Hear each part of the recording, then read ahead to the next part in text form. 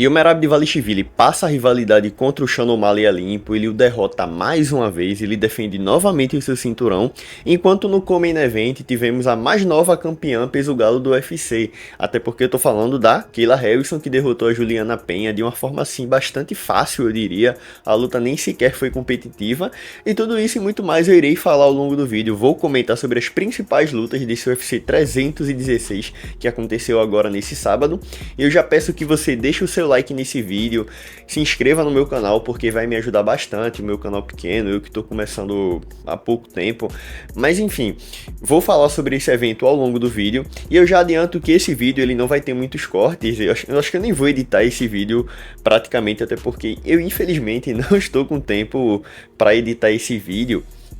Então eu já peço que entendam, né, a falta de edição que o vídeo terá, mas enfim. Vamos falar sobre o evento em si, e eu já começo falando sobre a luta principal, obviamente, que foi entre o Merab Dvalishvili e o Sean O'Malley, uma revanche um tanto quanto desnecessária, até porque não fazia o menor sentido o UFC casar essa luta, até porque a primeira luta o Merab dominou, o Sean O'Malley não tinha feito mais nenhuma luta desde então, mas o UFC quis assim, e o resultado foi esse. Mais uma vitória do Merab Dvalishvili, porém, eu estava assim, um pouco assim, mais confiante em relação ao Sean O'Malley. Eu acreditava que ele de fato viria mais preparado, ele estava mais focado, pelo menos era esse o discurso e a imagem que ele passava, né, durante as semanas que antecederam a luta. Porém, nada disso foi o suficiente, até porque o resultado da luta ele se saiu derrotado mais uma vez. Verdade que, no meu ponto de vista, o Sean O'Malley, ele, apesar de ter perdido por finalização, ter sido uma derrota ainda mais uma derrota ainda mais marcante, eu achei que ele começou melhor que na primeira luta, até porque nos dois primeiros rounds ele foi muito competitivo, ele conseguiu controlar aquele jogo do Merab, quer dizer, obviamente no primeiro round ele sofreu quedas, só que ele não ficou tanto tempo de costas para o chão, enquanto no segundo round ele nem sequer foi quedado, então eu já estava vendo aquilo de uma forma muito positiva, e eu pensava, cara, será que o O'Malley ele vai quebrar a banca, ele vai cometer um crime? Porém, não foi o que aconteceu, cara, até porque o terceiro round, o Merab decidiu acabar com a luta, não teve competitividade, não teve graça, ele colocou pro chão, controlou a luta o tempo inteiro e de sobra ele ainda finalizou o Sean O'Malley com um triângulo de mão, o Darcy, não foi o Darcy Choke, mas enfim, e com isso ele derrotou o O'Malley de uma forma ainda mais fácil e surpreendente, até porque o Merab Dvalishvili ele vem de uma sequência muito grande de vitórias, que se eu não me engano são 12 vitórias consecutivas, porém grande parte dessas vitórias foram via decisão. Se eu não me engano, apenas a luta contra o Marlon Moraes, que foi por interrupção, que era a última luta que o Merab havia vencido via interrupção do árbitro. Porém, ele quebrou essa sequência agora, né, contra o Sean O'Malley. Eu não esperava por isso. Eu pensava que ele fosse vencer a luta por decisão. Mas enfim, uma vitória gigantesca para o Merab Dvalishvili, que já está sendo considerado por muitos fãs o maior peso galo de todos os tempos, e de fato não tem muito o que discutir a respeito disso, até porque se a gente for analisar o currículo do Merab Dvalishvili, as lutas mais recentes, a gente vai ver vitória contra o José Aldo, Piotr Yan, Henry Cejudo, o Sean O'Malley 2 vezes, o Umar Nurmagomedov, ou seja, ele venceu os adversários mais difíceis que a categoria peso galo do UFC tinha para oferecer, ou seja, o pior já passou. Então a tendência é que será muito difícil vencer o Merab Dvalishvili daqui para frente. De fato, eu não vejo ninguém da divisão capaz de vencer o Merab Dvalishvili hoje. O que eu mais botava assim uma certa esperança que ele podia bater de frente com o Merab era o Umar Nurmagomedov, mas ele foi derrotado há pouco tempo, como a gente viu, se eu não me engano foi em janeiro. E cara, sinceramente, velho, o Merab ele precisa ser estudado, porque a imposição física, o fôlego, o cardio desse cara é algo inexplicável. Sinceramente, é um ritmo de luta que muito difícil algum lutador conseguir se preparar para lidar com um adversário que impõe esse tipo de jogo, porque, cara, ele afoga os seus adversários round a round. E a gente via na luta contra o Sean O'Malley que o Sean O'Malley, ele aos poucos, ia perdendo até na parte psicológica, porque quando você luta contra um lutador desse que não se cansa, lhe coloca pro chão o tempo inteiro, impõe a parte física, dificilmente você consegue se sair vitorioso. E não é à toa que apenas 2 atletas no UFC conseguiram vencer o Merab até então, que foram nas suas 2 primeiras lutas. Desde então o cara não perdeu mais. Mas enfim, deixando de falar um pouco sobre o Merab Dvalishvili, até porque sinceramente não tem muito o que falar sobre. A próxima luta dele será contra o Corey Sandhagen, que eu já adianto que ele será muito favorito e a tendência é que ele vença novamente. Mas fora isso, falando agora sobre o Co-Main Event, sobre a nova campeã peso galo feminina, Kayla Harrison, cara, ela simplesmente tirou a Juliana Penha pra nada, velho. Ela venceu de uma forma ainda mais fácil que o Merab Dvalishvili.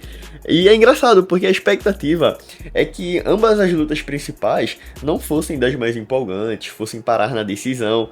Porém, cara, as 2 lutas foram interrompidas logo cedo, por finalização. No caso da Kayla Harrison, ela finalizou a Juliana Penha logo no final do segundo round, e foi uma luta que não teve muita competitividade.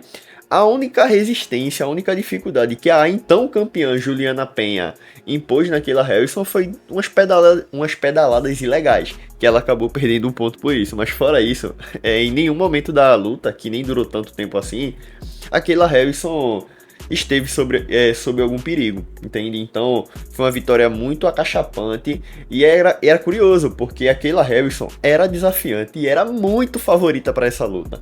A campeã Juliana Penha estava pagando nas casas de aposta cerca de 6-1. Era um valor exorbitante para uma campeã mundial, o que chegava a ser bem engraçado. Mas enfim, fora isso, o mais interessante de tudo foi o pós-luta, porque ela e Amanda Nunes concordaram em se enfrentar, elas se encararam logo no octógono, logo após a luta. Então a luta já está casada, resta saber quando que será a data de retorno da Amanda Nunes. Eu espero que seja o mais rápido possível, eu espero que daqui para o final do ano a gente veja essa luta, embora eu ache bem difícil, até porque tem aquelas questões do antidoping, a Amanda tem que entregar uma série de exames durante 6 meses, eu não sei se ela já estava fazendo isso, eu espero que sim, para esse tempo ser ainda encurtado, mas será um desafio muito grande para Amanda Nunes, até porque, velho, a Kayla Harrison, ela tirou a Juliana Penha pra nada. E a Amanda Nunes não havia conseguido fazer isso, porque, sejamos sinceros, a primeira luta a Amanda se saiu derrotada, e na segunda, a Amanda deu uma surra na Juliana Penha, a verdade seja dita. Porém, ela não conseguiu a interrupção do árbitro, a vitória foi por decisão, embora tenha sido uma performance dominante da Amanda Nunes. Mas o que eu quero dizer, a Kayla Harrison, ela venceu a Juliana Penha de forma muito fácil, então dá pra ver que a Kayla é uma adversária bem mais difícil do que as que a Amanda vinha enfrentando. E o mesmo serve, obviamente, pra Kayla Harrison, porque nem se compara a Amanda Nunes com as adversárias que a Kayla Harrison enfrentou em toda a sua carreira, até porque ela nunca havia enfrentado a maior lutadora de todos os tempos. Porém, veremos se esse tempo fora, esse tempo afastado da Amanda Nunes vai pesar na sua atuação. Eu espero que não, né? Eu espero que ela vença, né? Até porque será uma vitória gigantesca para Amanda Nunes. Era o desafio que estava faltando para Amanda Nunes voltar da aposentadoria, né? Então, gostei muito da vitória da Kayla Harrison. E veremos também, né, como será o desenrolar dessa luta, quem será a favorita para essa luta. Eu tô gravando esse vídeo logo após o evento, então não pensei muito ainda sobre e nem vou saber informar para vocês quem, no meu ponto de vista, será a favorita para esse confronto. Eu vou dar um leve favoritismo para Amanda Nunes por enquanto, até porque maior lutadora de todos os tempos, né? Apesar de estar um tempo parada, ela ainda vinha deixando o seu corpo assim na ponta dos cascos, eu diria. Mas veremos, velho. Muito cedo para dar um veredito a respeito dessa luta. Enfim, espero muito que eu veja essa luta o mais rápido possível. Mas só para finalizar o vídeo de forma rápida, né? Para completar o card principal, sobre a luta do Joe Pyfer e do Kevin Gastelum, eu não vou falar muito sobre. A única coisa que eu tenho para falar sobre essa luta é que, cara, o Kevin Gastelum é um cara duríssimo, que nunca foi nocauteado, e agora vemos o porquê dele nunca ter sido nocauteado. um adversário muito duro, porém que luta há um bom tempo na categoria errada, porque ele é muito pequeno para a divisão peso médio do UFC, a desvantagem física entre ele e o Joe Pyfer era muito grande. Eu queria muito ver o Kelvin Gastelum no meio médio, mas se o cara não gosta de fazer dieta, se ele gosta de comer hambúrguer, então é uma decisão dele que a gente tem que respeitar. Enquanto o Joe Pyfer, ele é um cara superestimado, não tenho mais o que falar a respeito dele, sinceramente, a não ser que ele é um nocauteador, mas sinceramente o Joe Pyfer, cara, é muita mídia para pouco futebol. Enfim, prosseguindo, falando sobre a luta do Pat Mix e o Mário Bautista, aquela estreia que estava sendo muito aguardada, eu até postei um vídeo aqui no meu canal, um vídeo mais curto, né, um short falando especificamente sobre essa luta, o quão decepcionante foi a estreia do Pat Mix, cara, e sinceramente a gente vê como que o UFC é mais uma luta que prova como que o UFC está níveis acima da concorrência, né, dos outros eventos, porque o campeão do Bellator, o cara que tinha 20 vitórias e uma única derrota na carreira, fez uma estreia simplesmente horrível. O cara lutou travado contra o mediano Mário Bautista, verdade seja dita que o Mário Bautista, no meu ponto de vista, é um lutador mediano, competitivo, sim, é claro, mas nada de especial nesse lutador, e foi uma performance horrível. Sinceramente, eu me pergunto se esse era o melhor peso galo que tinha fora do UFC. Eu nem quero ver os demais entrando na organização, se for assim, cara. Mas, enfim, vamos ver a sequência da carreira do Pat Mix, né?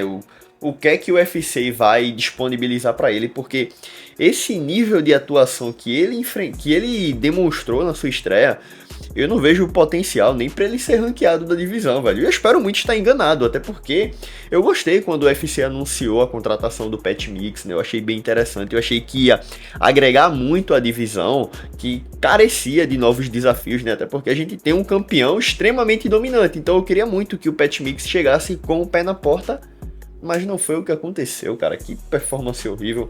O cara foi dominado pelo Mário Bautista, né? Ele tinha uma chance de derrotar um dos lutadores mais odiados do UFC na atualidade, porém não conseguiu, decepcionou bastante.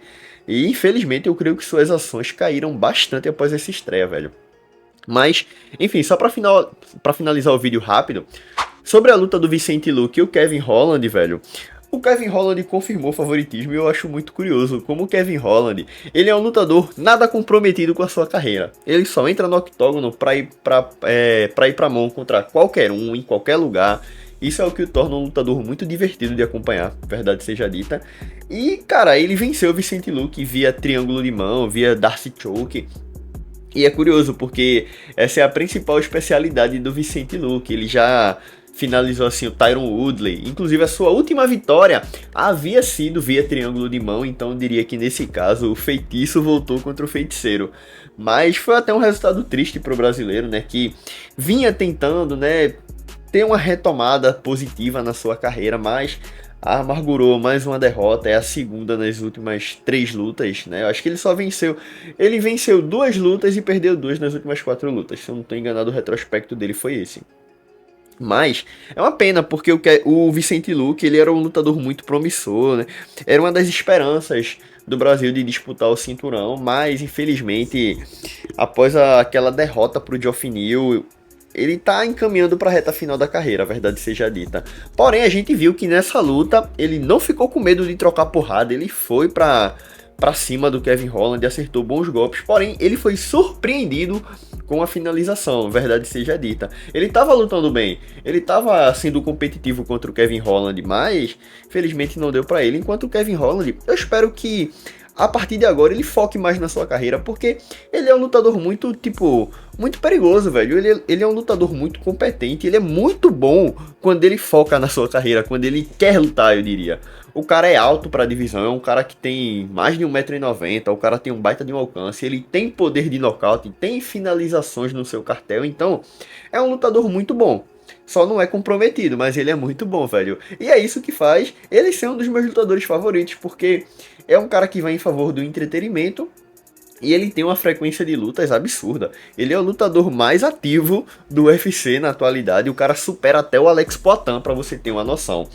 Mas enfim, velho, essas foram as minhas opiniões a respeito desse card. Eu achei um card legal, achei que teve lutas interessantes. Não vou falar sobre as lutas do preliminar, que também tiveram lutas muito boas e interessantes, mas pro vídeo não ficar muito longo, eu vou parar por aqui. Essa foi a minha opinião sobre. Deixa aí nos comentários o que é que você achou desse evento, o que é que você achou da minha opinião, enfim, se você concordou ou discordou comigo em algum ponto desse vídeo, enfim, pode ficar à vontade para concordar ou discordar de mim, não vai ter problema nenhum. Agradeço a você que ficou aqui até o final assistindo esse vídeo e novamente eu peço perdão por o vídeo não estar com edição nem nada do tipo, é porque infelizmente eu não tô com tempo para editar um vídeo longo como esse, né? Enfim, infelizmente o vídeo vai ter que ir assim, sem corte, né? Mas quem sabe um dia eu não posso fazer um vídeo mais estruturado. Mas é isso, velho. Obrigado novamente para você que assistiu o vídeo até aqui e até a próxima.